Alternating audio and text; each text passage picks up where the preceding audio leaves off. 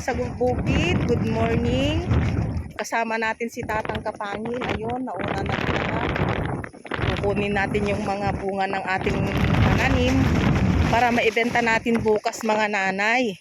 Kasi bukas ay linggo, palengke day. Kung mamayang hapon pa natin kukunin, baka lumala yung panahon mga nanay. Kaya ngayon na natin kukunin. Kaya samahan ninyo kami mga nanay. Yan. Uulan na naman.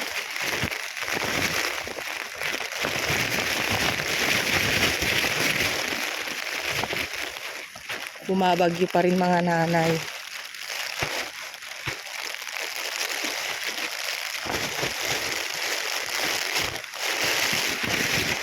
Nababasa yata tayo ngayon.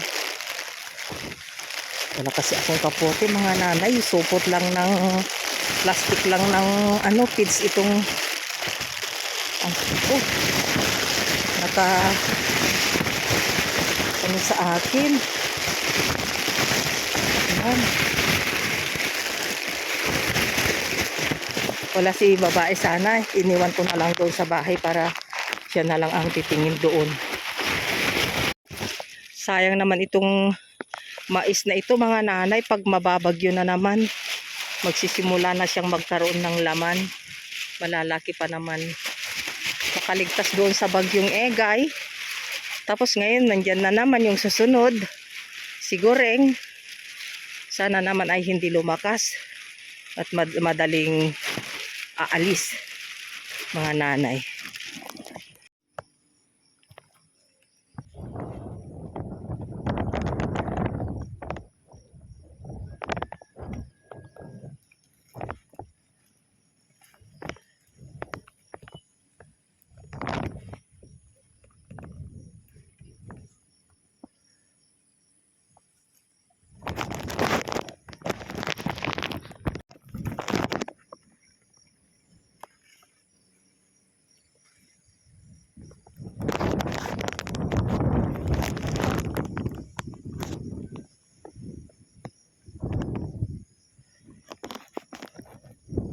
Nandiyan na yung malakas na ulan mga nanay.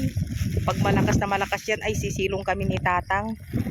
Tapos na kaming nanguha ni Tatang mga nanay. Ito ang nakuha natin. Mga dahon ng talbos ng kamote. Ganyan kadami. Ito ay talbos ng sitaw mga nanay. At saka ito, halo na ito mga nanay. Yung baribar. Isang sako na ganyan, hindi puno, saya kalahati. Basta kami ni Tatang. Nilalamig na kami mga nanay. Buti na lang medyo huminto ng hangin. Kaya uuwi na tayo. Sasamantalahin na natin ang umuwi para hindi tayo mahirapan na lumakad mga nanay. Hindi namin lahat na i-video yung pagkuha namin kasi sobrang lakas ng ulan at hangin mga nanay. Kaya kunti lang ang na-i-video namin. Yan, inilagay na lang namin sa isang sako na malaki para buhati na lang ni Tatang. At ako na lang itong talbos. Saka yung balde mga nanay. Ayan, sobrang putik na namin. Wala na.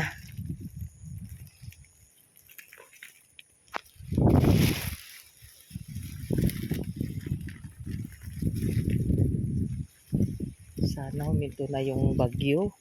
Kasi maraming masisira na tanim mga nanay. Lalo na yung mga tanim ng mga kapangil.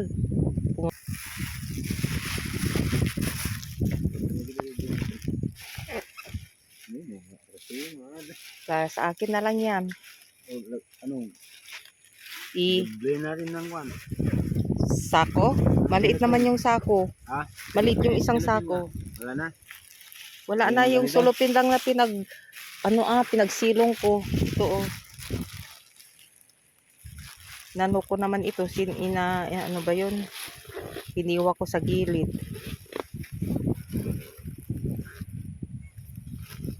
Yan na lang, ganyan na lang. Tapos Gutom na ako parang sumisakit na yung aking sikmura. Sado alas 12 na mga nanay. Nung pumunta kami dito alas 8, 8:30. Oh, kaya mo ba? Ituon mo. Yan. Yan.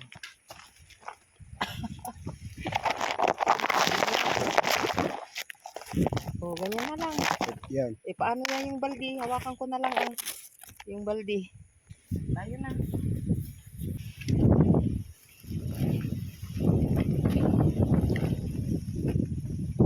Wala yung kurong-kurong namin mga kananay. Kaya ganito na lang. Kayanin natin to. Lumakas na naman yung hangin. Hindi ko na makikita yung aking dadaanan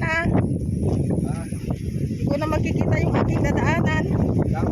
Oo, matatakpan na yung mata ko. Dede baldi. O, mauna ka na. Ha? Dede baldi. Yung baldi na lang sa'yo. O, kunin mo na yung baldi. Akin na lang yung standang cellphone. Ano mo na lang doon sa kilikili ko. Kaya mo? O, sige. Mauna ka na. Si Tatang. Marami pa kami hindi nakuha na talbos ng sitaw mga nanay. Kaya lang, nagugutom na kami at kinikinam na. Kaya kailangan na natin umuwi. Pag may na mamayang hapon, babalik na lang kami ulit.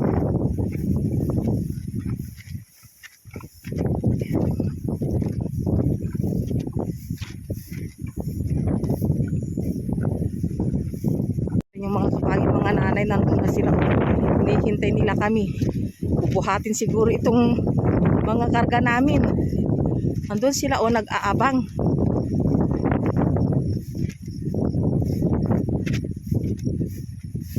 Tamang-tama yung pag-uwi natin. Yan sila. Sila lang ang magbubuhat. Mga nanay.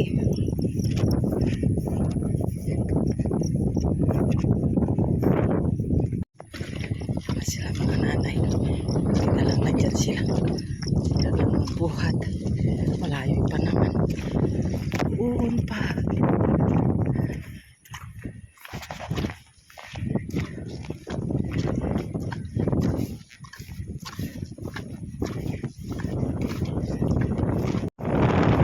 Bilis nilang maglakad. Kaya namin sila magsabayan.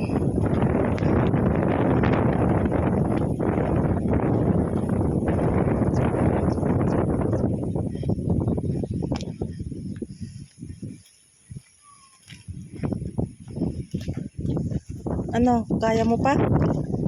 Kaya mo pa? Oo. Masakit na yung paa mo. Tanggalin mo na kasi yung butas mo Mabigat yan. Tapos may butas pa sa loob. Ay, may tubig sa loob. Tanggalin mo na kasi yung magkarindanom yung paa mo dyan.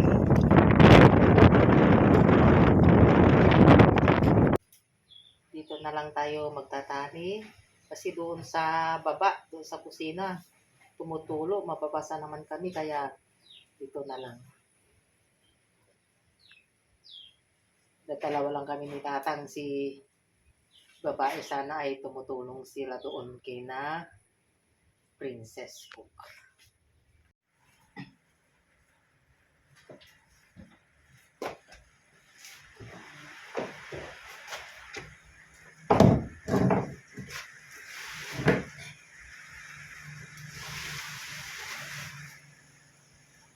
Ito'y murdong na, ang ito kastana.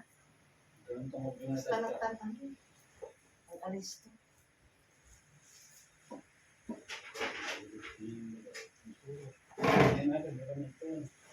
Ay.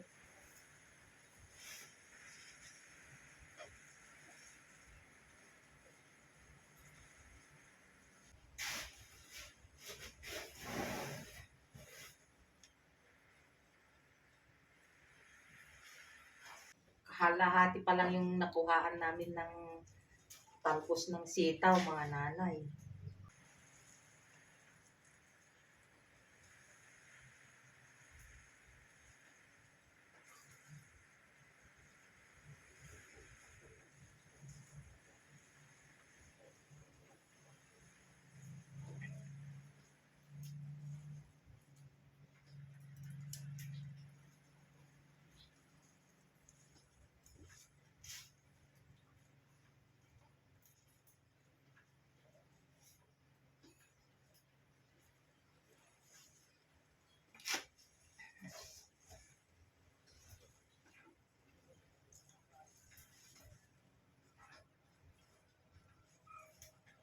Napili namin sa sitaw, mga nanay, medyo madilim na.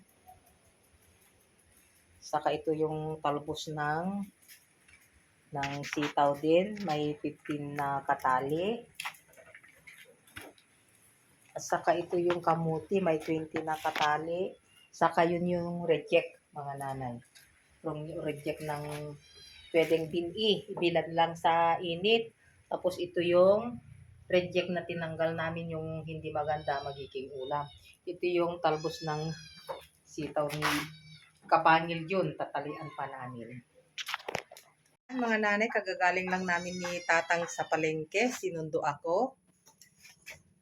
Yung pinagbentahan natin, pinili ko na rin. Kasi mas mura doon sa palengke, mga nanay. Yan, nagkakape si Tatang. Ako din, gutom pa. Ito yung binili natin. Mga noodles na 4. Tapos ito, coffee mate, kape, energen, tapos asukal, mga nanay, tawyo at saka bagoong. Kasi hindi naman lahat natin na-ibenta, nanay. Yung hindi natin na-ibenta, pinahingi na lang natin sa kakilala natin kesa yung iuwi pa natin, mga nanay. Kaya ibigay na lang natin sa ating kakilala. Tumilaw na ng ulan, mga nanay. Sana ganito na para hindi naman masira yung mga pananim, lalo na yung mga pananim ng mga kapangil. Sayang pag nasira, mga nanay. Bye-bye, mga nanay. Maraming salamat sa panonood at walang sawang pagsubaybay ninyo sa amin. God bless at mag-ingat kayong lahat. Tatang! Bye-bye.